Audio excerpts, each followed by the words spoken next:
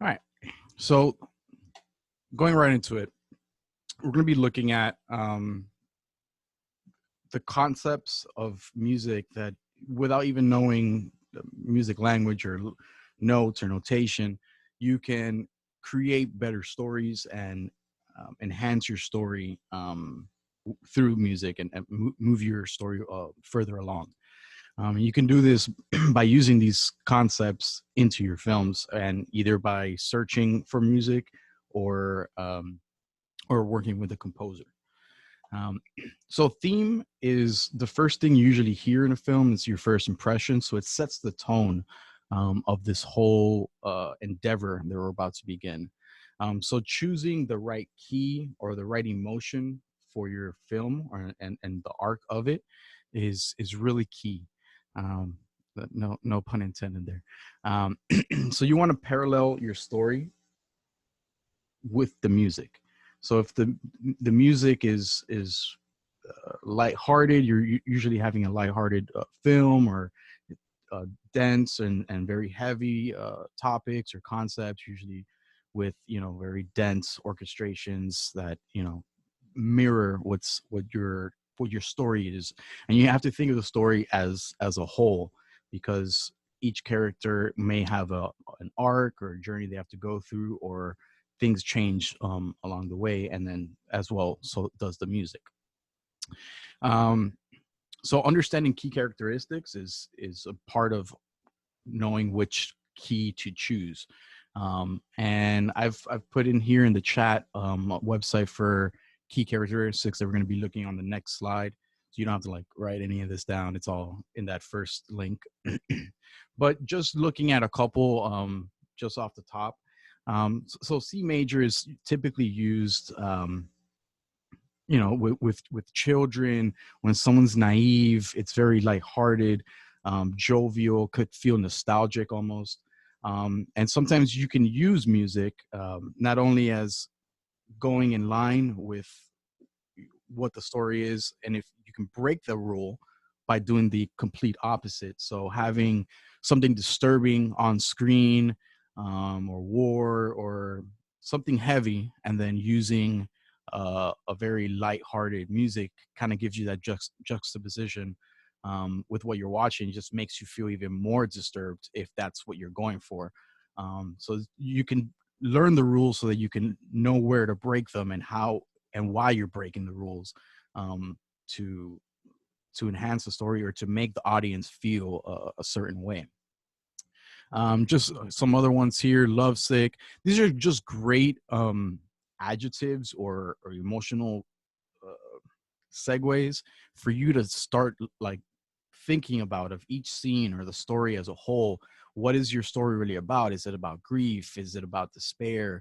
Is it about being lovesick? And these are different things that will guide either your search when you're looking for music, if you're going through like music websites and trying to license different music that way, which I'd highly recommend getting a music director at least to kind of help evaluate what you're really going for, because there's usually a little bit of a separation there between what the idea is and what the right music really should be for the scene. Because sometimes you'd be surprised as what you'd get from a music director, and what they would choose for those scenes given your direction.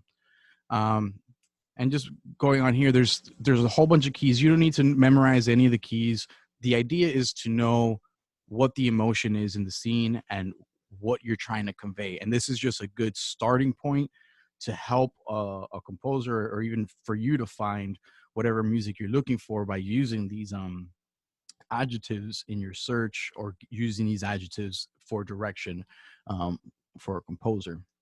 And there's an array of different feelings and like very specific: passing regret, funeral, obscure. Like these are very specific things that you can start really honing in onto what your specific sound is for your film and what story it is you're trying to convey. So let's look at a theme here from Jaws. Let me try to share that screen. Let me see.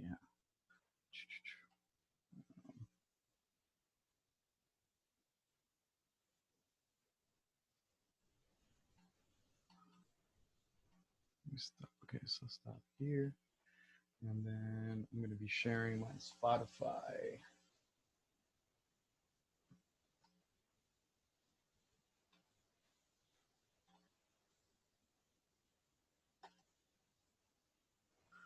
Okay, so here we're looking at the Jaws theme. So with 2 notes, he is creating fear, danger, despair. It's getting closer as it moves faster.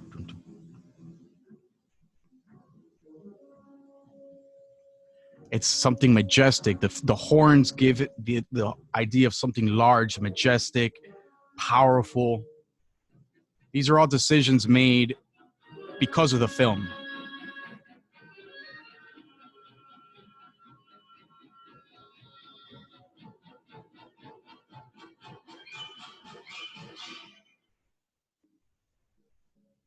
And then there's usually this second part, which is usually once the movie starts and you're leading into what's going on. This part of the music has a sense of lore, of mythology, almost adventure, fantasy, almost giving to the lore and the myth of, Jaws. And it's like this unstoppable force that's coming towards you or coming after you. So suspense tells you immediately what kind of movie it is. Stop sharing this one.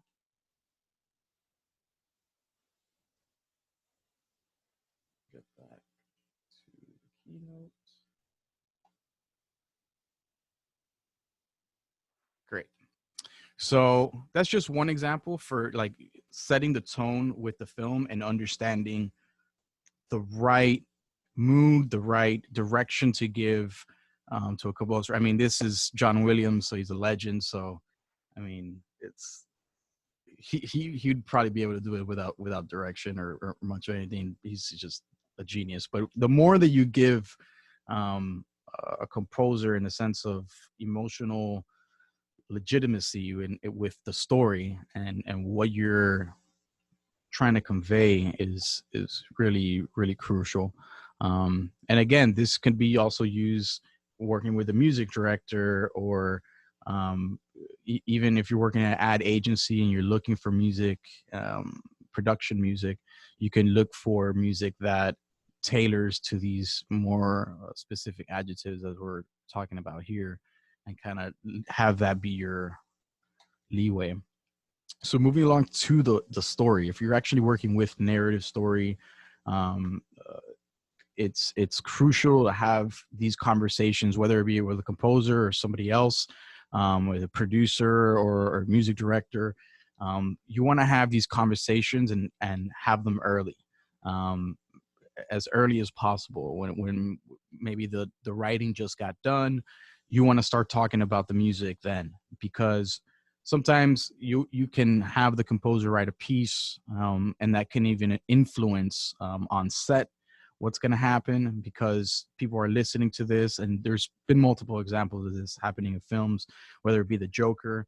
The composer for that film wrote a piece, and the Joker just started doing this interpretive kind of dance thing in the mirror to her music. So and Tom York and from Motherless Brooklyn, he wrote a song that actually changed up some of the scenes and added some parts to the film. So it definitely influences the creative process. So I recommend talking early to your composer or whoever and figure out your story. Learn about the world that you're creating in the that's on script, or whether it's or maybe shot already if you haven't had those conversations early.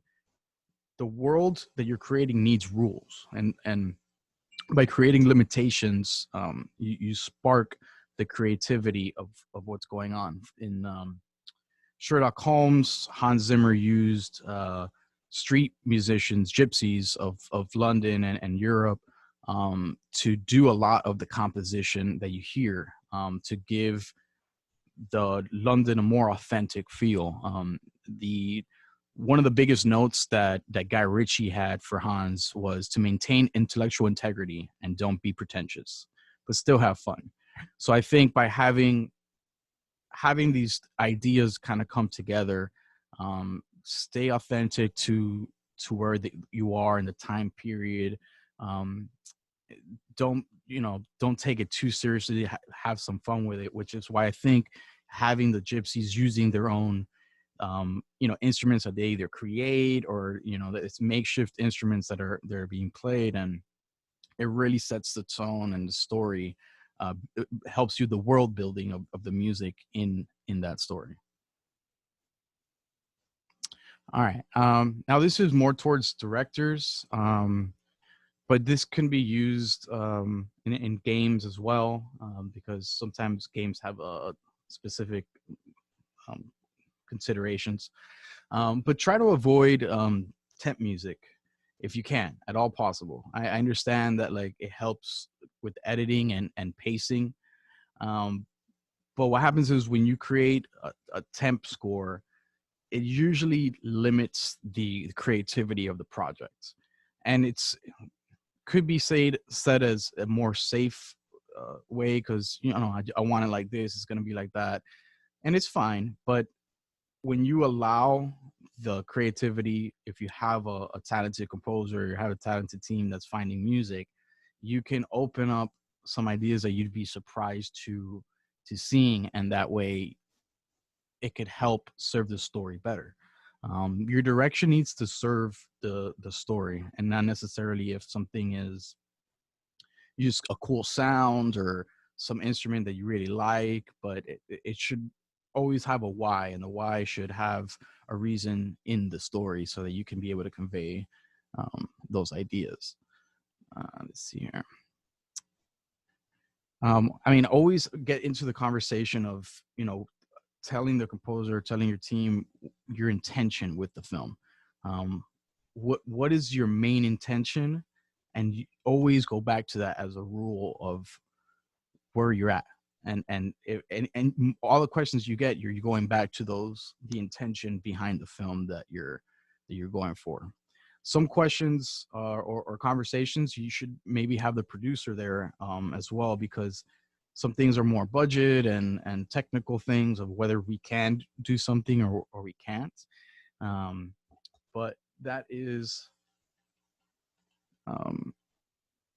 just one of the reasons why you should have these conversations early about music and what you're thinking about in doing so. Let's see. All right. We talked about music can influence on set. All right, let's move on here.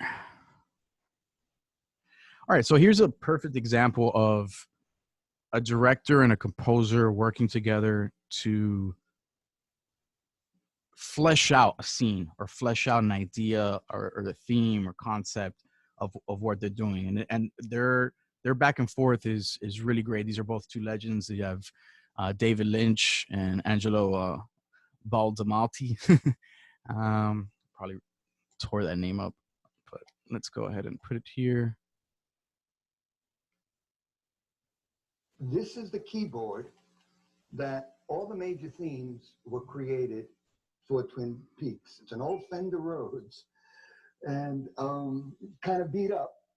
And David would sit right over here, right to the right of me, and we would put a little cassette just about over here on this keyboard, just keep it in record and just keep it playing. David would sit here and I'd say, well, what do you see, David? What is, just talk to me. And David would say, okay, Angelo, we're in the dark woods now.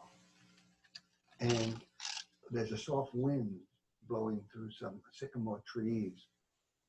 And there's a moon out, and there's some animal sounds in the background.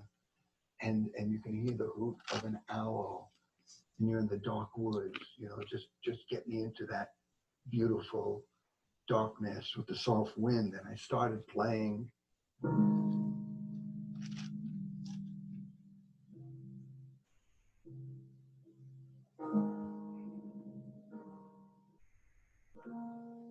And David would say, Angelo, that's great. I love that. That's a good mood. But can you play it slower? And I'd say, slower, David? Okay. And I'd go, that's it. That's a good tempo. Just keep it going slow like that.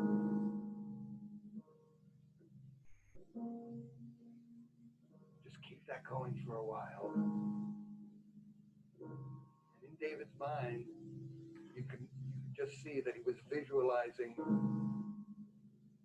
the description that he envisioned.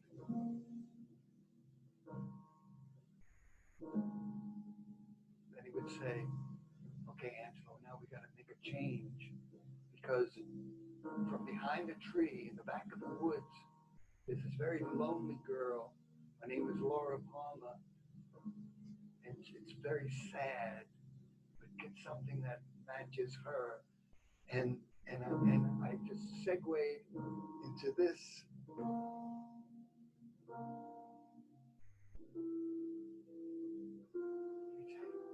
that's it. It's very beautiful. I could see her. And she's walking towards the camera, and she's coming closer. Just keep building it. Just keep building it. And she's getting close. Now reach some kind of climax. And I would go, oh, that's it. Oh, that's so beautiful. Angelo. Oh, that's tearing my heart out. I love that. Just keep that going. Now she's starting to leave. Fall down. Keep falling. Keep falling. Keep falling. Now go back into the dark woods.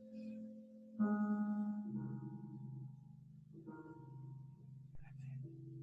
Keep going. Just keep going. Very quiet and mysterious.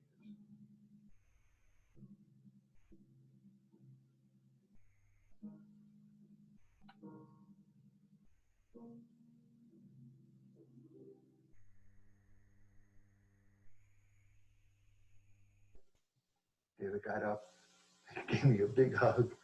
He said, Angelo, that's Twin Peaks. All right. So as you can tell, us composers, we really get into it. We love what we do. So it takes a part of either becoming the characters or being in the scene, in the mind of the director, the writer, to be able to come up with these pieces so that you can make something larger than what it is. All right, so moving on to sound palettes. Sound palettes is basically the instrumentation of the world that you're creating. It's super crucial to have the right instrumentation for your specific film. Some films I've worked on, it's purely electronic, all synthesizers, um, whether it be analog, digital, or whatever, mainly synthesis and electronic music. Other scores have been more of a hybrid, where they like orchestrations and strings, more dramas. The electronic film was more of a thriller. Um, the dramas that we've worked on is definitely more in the orchestration mixed with moody synths and guitar, depending on what your film really needs. The sound palette for Sherlock Holmes was makeshift instruments, so it's not necessarily always the most expensive thing, or the what you think is high quality is what the sound is for you. Sometimes a score could be done on a Casio toy piano that that is used, and that was used in Life Aquatica, and they transcend the small Casio piano into this greater orchestra later on, but at certain parts it's just a little toy piano. So it's all dependent on your story. I would recommend that whatever kind of storyteller you are, whether you're writer, director, or both, or many other things. Study lighting and color. Really study paintings, and think about your film as a painting of all sorts. It could be a musical painting that's just the music is basically how Vittorio Sotaro said, color to a cinematographer is like melody to a composer. So using color and lights, in we're creating this landscape in time using notes and melodies and rhythm to dress that up. So try to think of the music in that same manner. How do you want to paint this scene with music? Um, if you can make your own samples, and this means basically going out and recording uh, different things, whether it's your own strings with a musician that you know or hire, having them play certain parts or having them play notes, and then you can use those notes later on. But hiring musicians to get your own samples is really good because you're not using the same sounds as everybody else, or programs or whatnot. Using customized musicians will customize the sound that you're going for, and it doesn't have to be just musicians. If you're, say, on a street, you have like a New York vibe, 70s vibe type thing going on, and there's kids playing on the street, maybe recording some trash can like drums, hit with sticks, buckets, things that are of that environment. Maybe some sneakers slides on the gravel, um, things of that nature. Things that, like, if those kids were like playing in the street, what those sounds be. Maybe record those sounds and use that as instrumentation um, in your film or game or whatever. Definitely sample other musicians. Your instrumentation is going to be how you build the world of sound in your film. So choosing that, or getting to understanding of what you're looking for in your film, and again, creating those limitations will spark creativity. So if you say only use synths or only use this, or sometimes, hey, I want a combination, just the more direction that you give as to what the world it is. Sometimes it's a little bit of both, and why would you combine those, and where, um, in key parts of the film. So next here we're looking at the calling of Saint Matthew from Caravaggio, and this is a great example of looking at a piece of art and kind of trying to understand what the music would be for this scene. There's so many emotions that I see, anyways, from just looking at this painting, from surprise and grief, confusion, anger. So there's so many emotions in a painting, and the same way it can happen in music. And how would you convey all these different emotions to parallel what you're seeing? And you have the light coming in from the top, there's darkness on the bottom, there's a lot of contrast.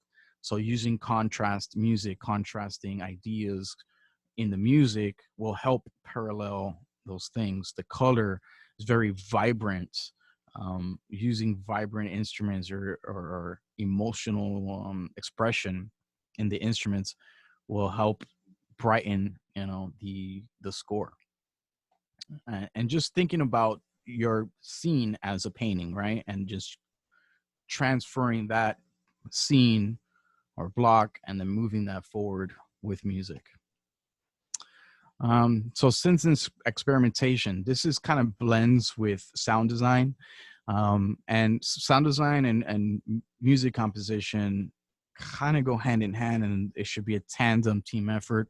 Sometimes you have one person that does both, but understanding sometimes building sounds is just as effective as as a score for that moment. And sometimes you don't know which one is which really, because the sound could sound musical as well as music sounding more mechanical. So there's definitely a line that's being blurred a lot of times, and certain films will do that very well.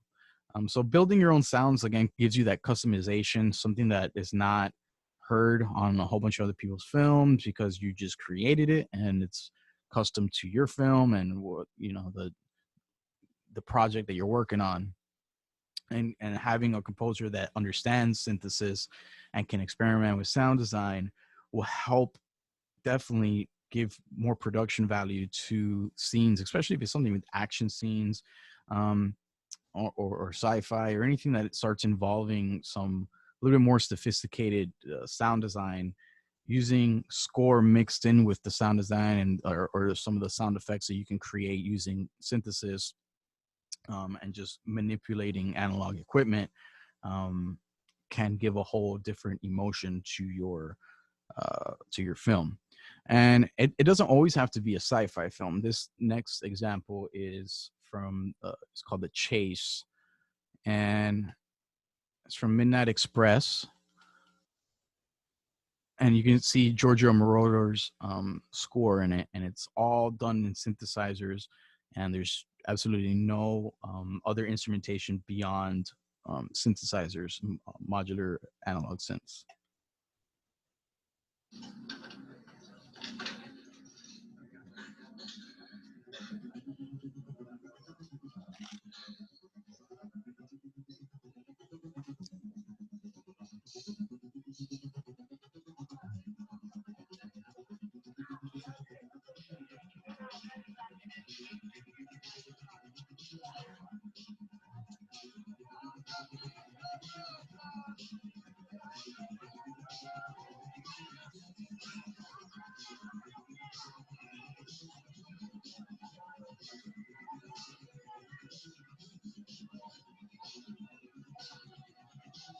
So he's using the synths right now to give almost the sense of the heart racing as you're running, the adrenaline of being in a chase. Kind of dies down a little bit as he's getting away from them.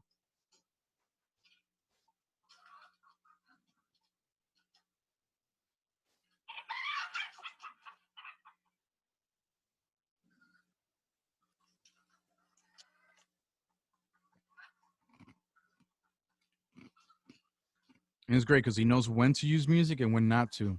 The suspense of the scene is building by itself. When there's no music, it heightens it up. Now, starts building up again.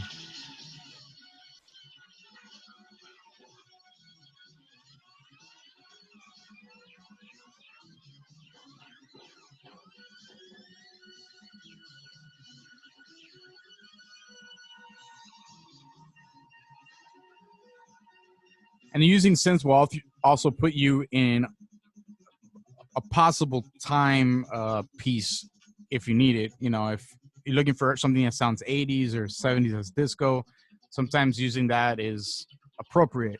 Other times you can use it, you know, in say, for example, a medical show, which like the Nick, Cliff Martinez's score, mainly used synthesizers, and that was an older time period piece, which you would think wouldn't make sense. But if you look at it as a point of these doctors were innovators and pushing the envelope at the time, it was similar to what these guys doing with synthesizers. All right.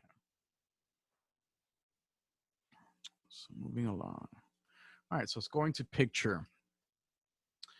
Again, you want to consider the whole story and not just break it down by, oh, I need a chase scene music, I want some death metal here. You want to look at the picture as a whole and create a arc in the music for that. And just like in how we saw in this last example of knowing when not to use music, there's parts where that the actors need to show the acting ability and be able to go in the scene without the hindrance of other things going on. Sometimes the scene carries itself, and you can heighten the the tension by sometimes taking the music out and then hitting them really hard. I've worked on horror films where you do that. You kind of suck out the air for a moment, and it's very quiet, and just hit them over the head with it, and you start creating, what's known as that jump scare. But it can also be used in orchestrations, or if you're falling down a cliff and things like that, where you're jump off point.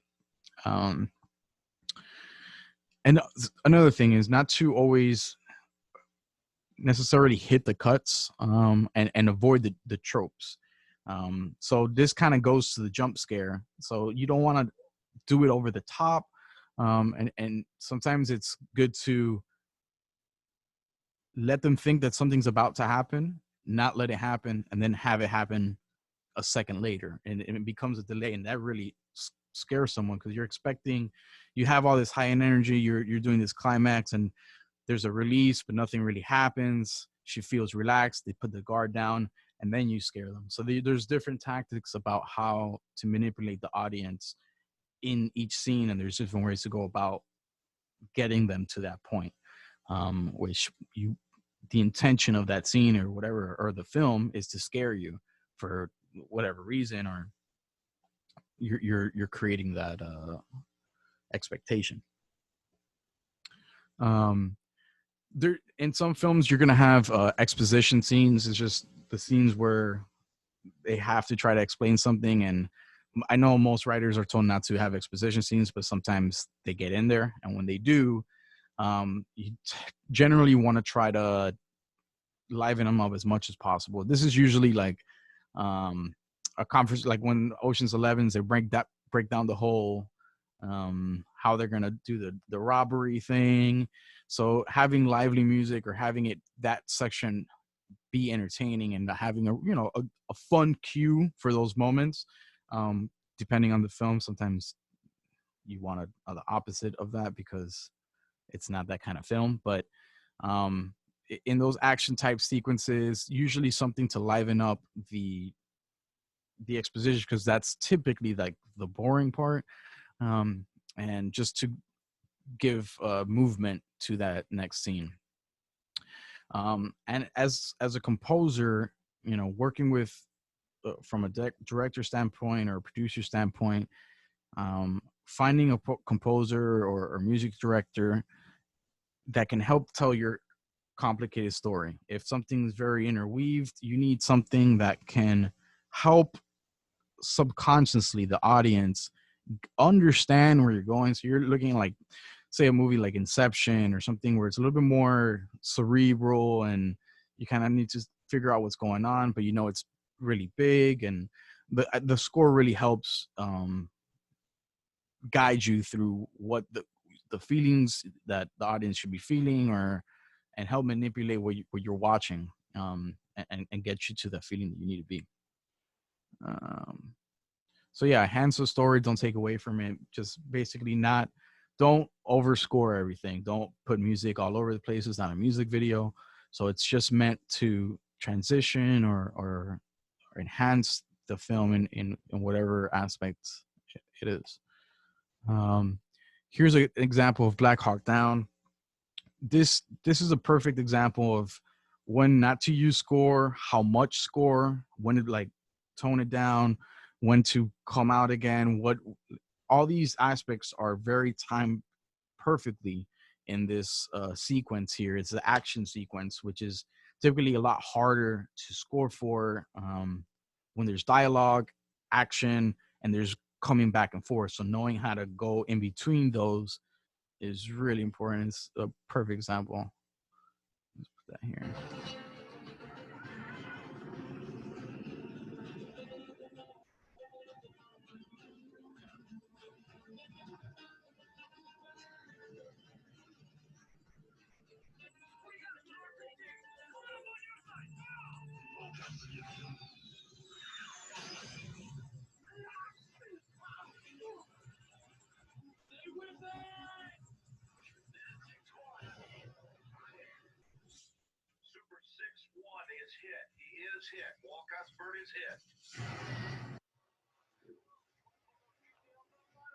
But here's basically just using drums to keep pace with the film, but not have too much melody to compromise the sound effects. You're also dealing with the sound effects that are happening right now.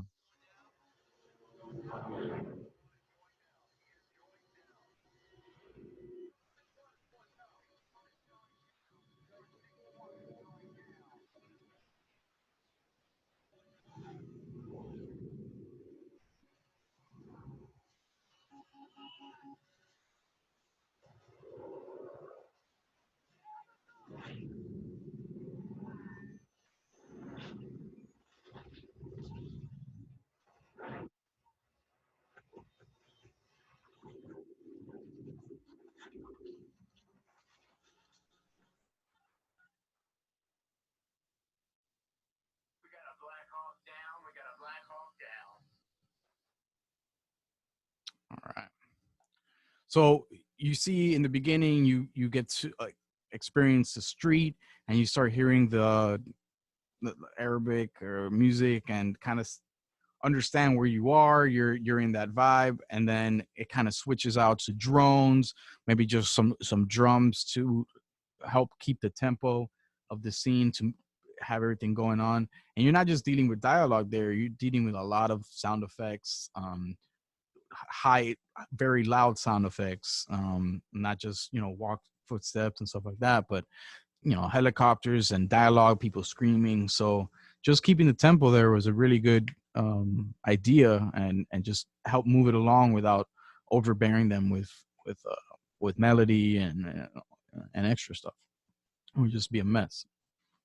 So scoring to dialogue, this is also something I've seen, that whether it's composers or just in general, how you approach um, uh, scoring to dialogue is very difficult for most people to do well.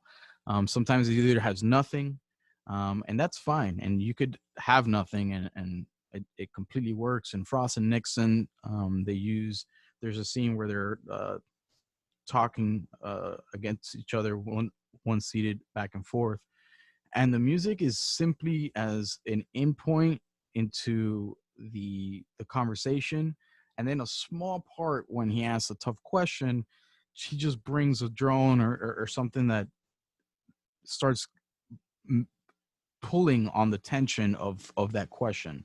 um so that's a really good example there, and if you haven't seen that movie, definitely check it out, because there's a lot of dialogue in that film, and like looking at a film like that, understanding when and where they put music is a good idea. Some films don't even have music, but that's a style choice in itself, and a reason for doing that. um but using the music to your advantage is part of this process of filmmaking. Um, so you need to learn how to coexist with the dialogue. So how Hans Zimmer did in the last example, by just using the drums, staying under, and letting everything else be above it. Um, Sometimes the characters speak, and sometimes the music speaks for them. So it's like you can have a phrase, or you can have a motif that's happening just within looks, and use that as something being said that's not said. And other times the characters just need to talk, and there should not be music there. And learning where those spots are is really important. um Sometimes it's you throw everything at the wall, and then you start sculpting away, and less is more in this whole process. So sculpt as much as you can, and figure out where, if it's unnecessary, take it out. If it's helping and enhancing the story, leave it in. um as well as, all right, so another key aspect is where the actor is in the frame. So that's going to tell you how loud the music should be, and or how soft it is, depending on where they are. um I feel a lot of the times if they're farther away, you can get away with more loud music, um, versus when they're up in front, you kind of need to play the lower part. They're more important in the frame right now than anything else. So you want to usually take a step back. Again, you can break these rules if you have specific reasons, but generally that's typically what you do. Um, so let's take a look here at the scene from The Dark Knight Rises, because there's dialogue, there's Not as serious as yours, I fear.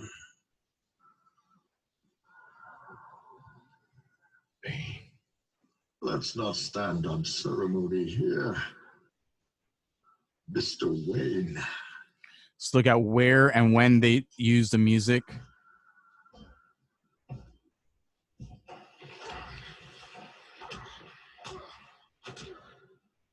Patience cost to your strength. Victory has defeated you. Right now, the sound effects are taking center stage.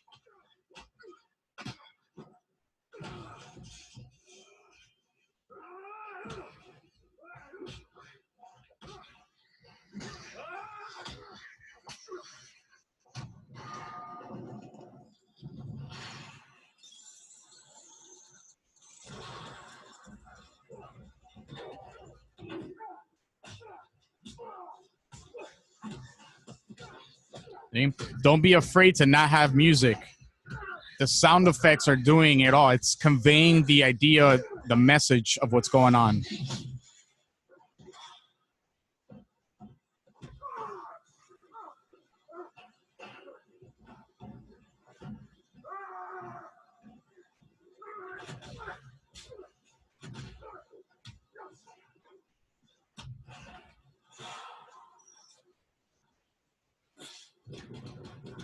Theatricality and deception.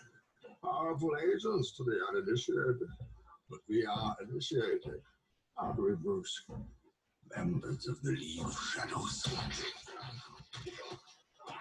And you betrayed us. Yes, you were excommunicated by a gang of psychopaths.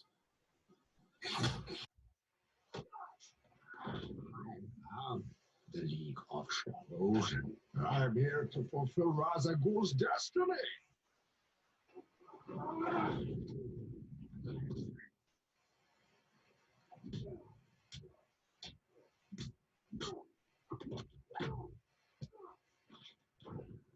You fight like a younger man, with nothing held back.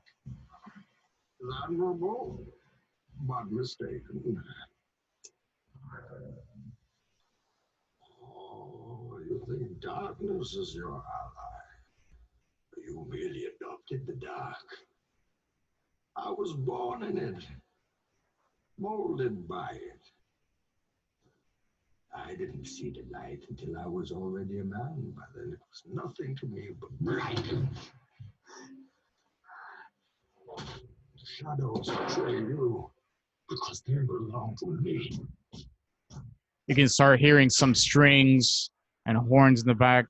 I will show you where I have made my home while preparing to bring Very justice. light, really in the background. A Then I will drone break you. building, very subtle.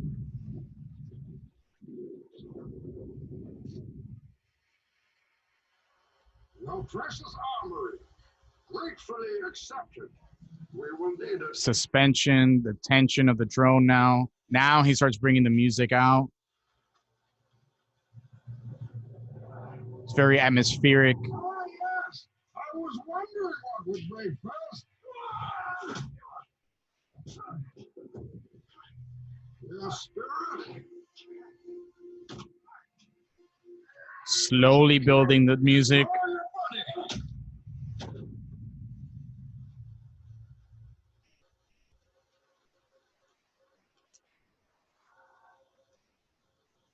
A haunting choir.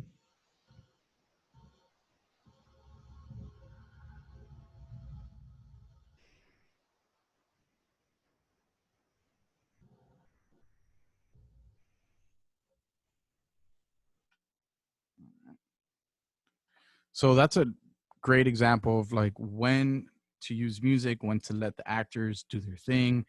A lot of this, for an action scene, you're going to have a lot of emphasis on sound effects, especially if they're fighting. There's just so much time spent on Foley that you really want to, with these two mammoths fighting each other, specifically Bane. Um, you wanted to hear those footsteps, hear the metal. You want to hear how the punch sounds, and they really mix this really well, so that you can get that out of it. And then when the music does come in, it comes in real soft. It's real, you know, um, unnoticeable until slowly it starts building up in the end to kind of give the emotion of despair and hopelessness, that Batman's going through, and now through the eyes of Selena Kyle, Catwoman. So moving along to tempo. Usually the editor acts as your drummer. So whoever's editing the film, the pacing of the cuts is going to tell you how fast or slow your music should be. There's, obviously people use metronomes to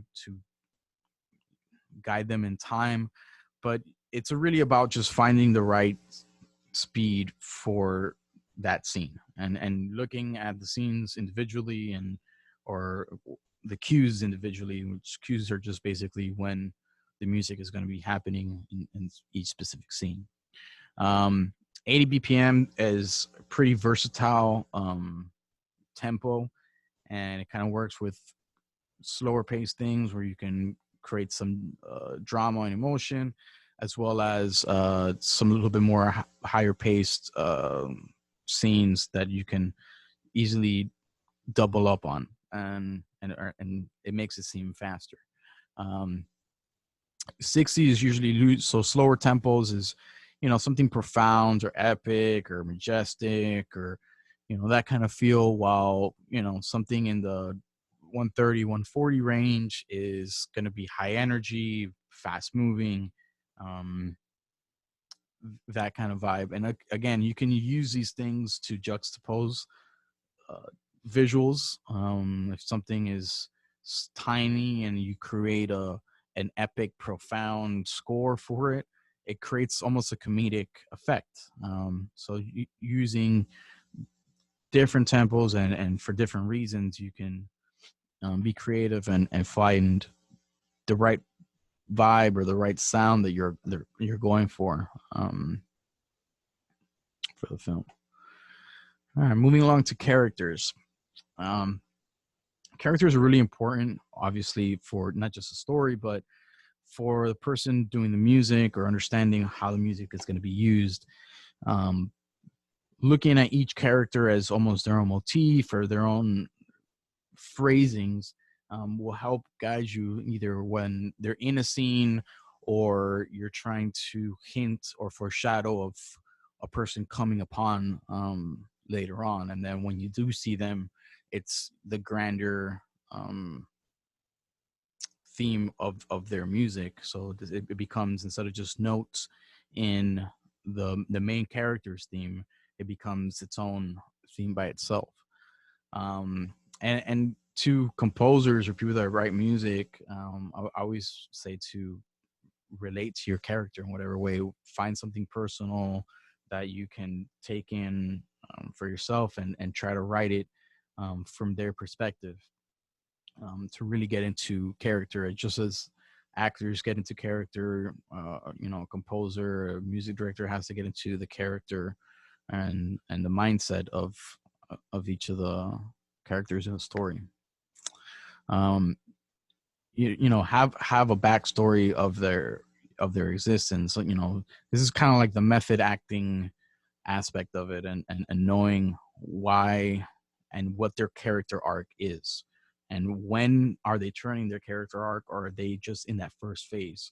In Batman Begin, he uses these two notes as this two note progression to kind of highlight Batman's struggle with coming to terms with his parents' death. So he's not really over it, and he's can only really get one step forward, kind of thing, and using that as his theme for the character because his story arc hasn't ended yet. There's going to be 2 other films, so it's just the beginning part of his story arc, and you can highlight or allude to that in your music and your score.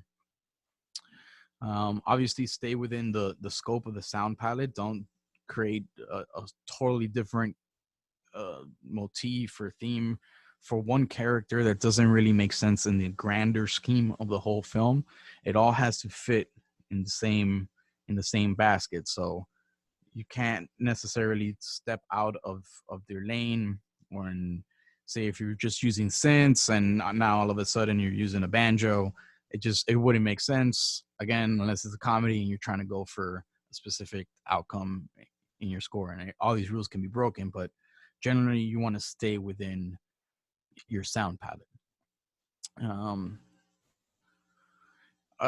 Another thing to consider is try to show with the music, expose things that the audience doesn't know just with the seeing. And sometimes you can allude to something, or you could be a little bit more heavy-handed. But exposing people to maybe the next scene or something else kind of keeps them on their toes. And if something is not said on screen, maybe you can help the audience figure out what is really happening, whether they're saying something and you're not really sure what it means, and you pull the tension up and start creating suspense, or have a level of confusion in the music, you can start creating those aspects.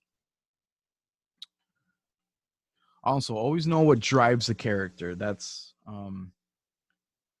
their motive for each scene, and then their motive for the entire story. And knowing what drives a character will help you try to figure out what's the right path to take for their character development, what's their arc look like, and how to write music for them. We're going to look at Dark Knight again. This time with the Joker, because I really like the way they use a very simple progression or sequence of notes to convey like his simplicity as just chaos. It's not really, but it does pull on this tension the entire time, and that's what he's doing. I think they do a really good job, or Hans Zimmer does a good job here in this scene. I want it. I want my phone call. How many of your friends have I killed?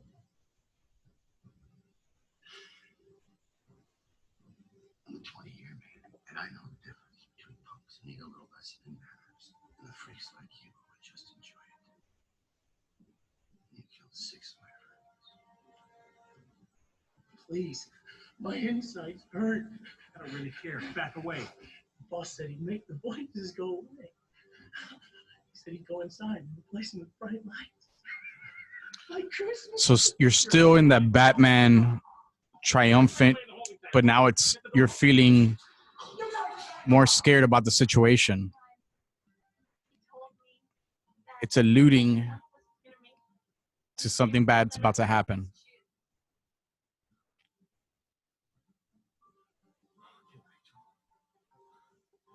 It'll be fine. It's gonna be all right. I'm coming for you. Listen, talk me through what's going on with you. You fight something, anything hard. I'm trying. What? Harvey?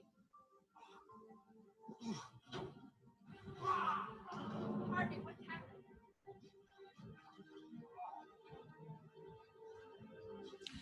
It's a creation of someone's identity, so they want to really amp this up.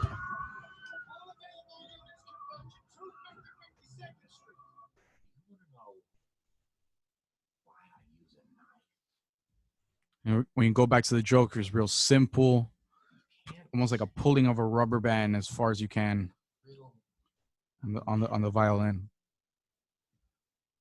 You see, in their last moments, people show you who they really are.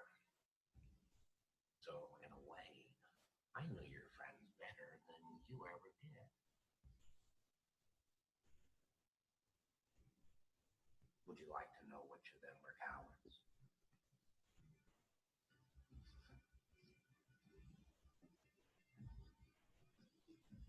What's that? Jeez. He's got some kind of a contusion. I know you're gonna enjoy this. I'm gonna have to try and enjoy it even more.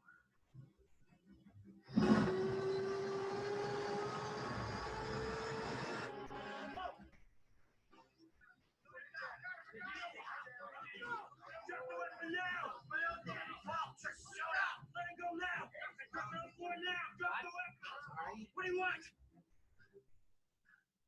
just want my phone call. What's happening? Just talk to me just for 1 second. All right.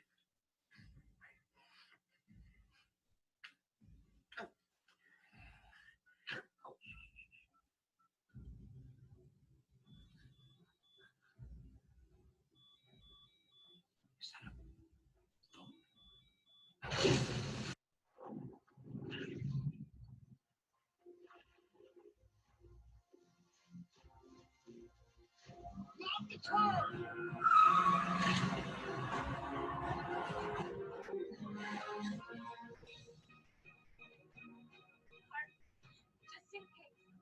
I want to tell you something, okay? Don't think like that, Rosa. They're coming for you. I know they are, but I don't want them to. I want to live without you, and I do have an answer for you. My answer is yes.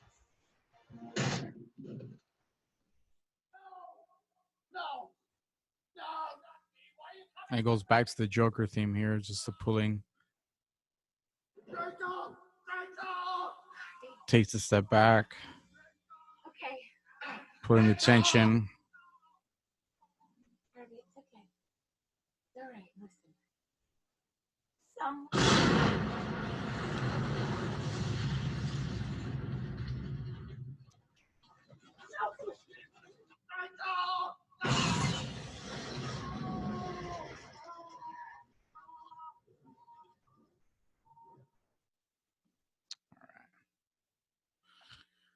So you can kind of see here of a mix of multiple people in the scene, and how you kind of go from each character and using their motif to highlight when they're on screen, when you're going back and forth.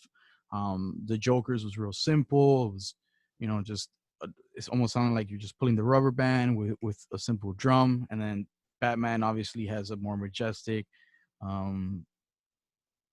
movement theme as he's always chasing, and that whole aspect. Really good example of moving between characters and themes and putting them all together in a medley of a score. All right, only a few more here. So when you are working with musicians, it's typically, if you're working with a director or composer, you want to write for the instrument that you're composing. So directors don't really have to focus too much on this, but it's just to have an idea of, understanding the musical range and what the instrument sounds like, and how you write for those instruments, depending on how high or low they are, whether it be a saxophone that's a little bit, in the middle range, and trumpets, to something that's lower, like a tuba, typically hit, lower notes.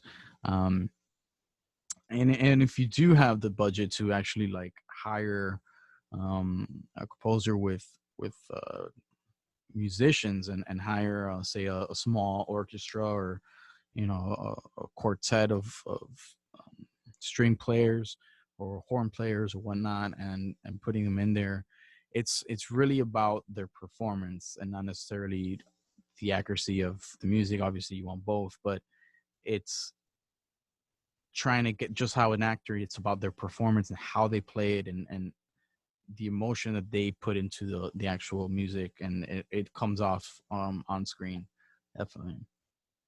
And then obviously experiment with limitations, without all these rules. It's about experimentation. It's about trying different things, and as long as you understand the rules and why you're doing them, you can understand why you can break them and experiment in different avenues. With when you start working and you get your first draft back, when working with feedback, it should be it's a collaborative process. Watch the film together and pinpoint what's working, what's not working, why it's not working, um, and then you can really like create what's the next draft gonna be like together.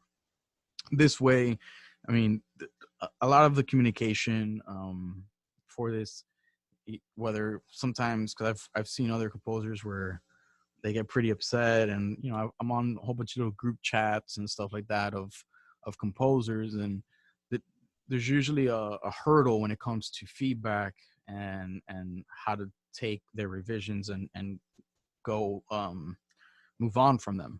So I would say revise early, come up with a couple cues, and then see how those things feel, and then start looking at that. If this feels right, then move on to the next few cues, and always have an open line of communication between the music director or the composer and the director, um, because this will just enhance the film and make a better product at the end game. And then if you're a director or if you're a composer, I would show it to a couple different people, and ask them, get some trusted ears. How do you feel? What does this make you feel? Ask some questions like what is the intention or what's the connotation you get when you're watching this with this music? Like, what does it make you think about or how feel in this scene specifically? And then you can kind of get, to a moving part. Um, Royalties licensing is just like understanding, when you're searching for music, it's different than when you're doing a score. Um, so you do sync licensing. Most of the time you can do like a flat out license for the whole thing. Usually they're a bit more expensive. Sometimes a song could cost $2,000 to $3,000 by itself.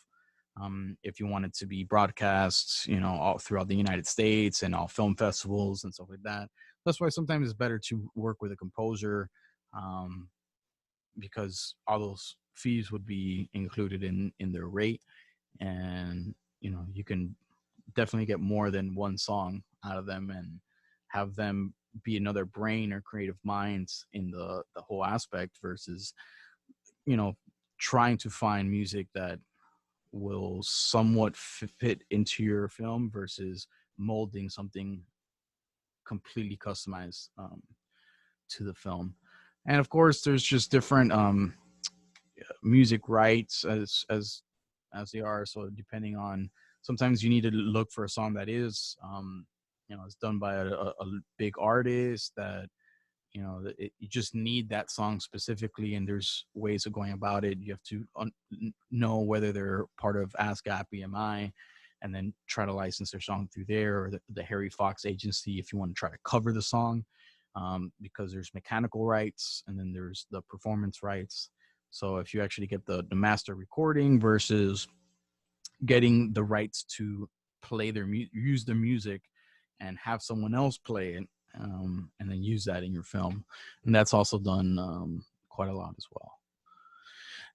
And to finish things up here, just some different music publishers, different places that you can look up music, Audio Socket, Broadjam, Jingle Pongs is better for advertising, and all these different avenues. Just places where you can find music if you don't want to go the composer route and you want to get like a music director and have them find music for you, or if you're trying to do it yourself. These are just some places that you could go to, but again, it's usually more expensive, and it's not really going to be tailored exactly to what you're looking for. Sometimes you may need to do a combination of both and have some songs that were brought in from there, and then have a couple composed songs. All right, I'm gonna go ahead and stop sharing the screen there. So at this point, we're done with the the lecture portion. If you guys have any questions, please feel free to ask, and I'll do my best to answer.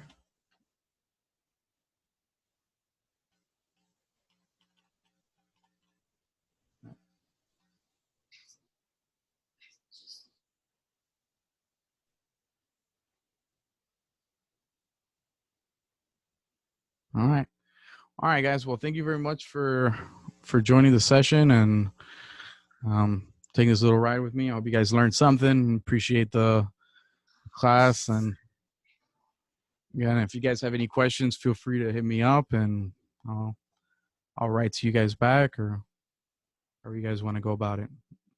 All right, everybody. Thank you very much. Good night.